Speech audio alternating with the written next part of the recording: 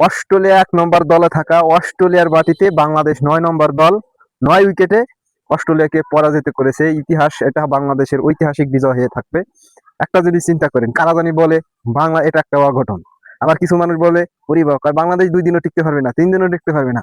উল্টো অস্ট্রেলিয়া বাংলাদেশের কাছে 4 দিনও টিকতে পারে নাই। কি বলবো, 5 দিনকের ম্যাচ 4 দিনও খেলতে পারে নাই অস্ট্রেলিয়া।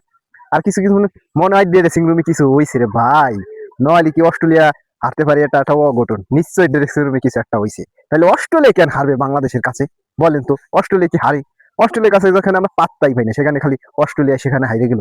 ইস, বাংলাদেশে কিছু কিছু দালাল গজুর নেই। আর ভাই, বাংলাদেশ বাংলাদেশ হচ্ছে ওদের থেকে নিচে, তাই বুঝে কি বাংলাদেশকে সাপোর্ট করবো না? বাংলাদেশ খারাপ খেলি তাকে তো তখন কিছু বলবোই, ভালো খেলে তো অবশ্যই তার কি প্রশংসা করবো না? অবশ্যই করবো। বাংলাদেশ এ বিজয় একটা ঐতিহাসিক বিজয়ে থাকবে। আর বিশেষ করে আমরা যদি বোলিং পারফর্ম দেখি, হাসান মিরাজ অসাধারণ, একদম অসাধারণ বোলিং করছে। হাসান কিন্তু দ্বিতীয় ইনিংসেও 3টা উইকেট পাইছে, আগের ইনিংসে 6টা উইকেট পাইছে।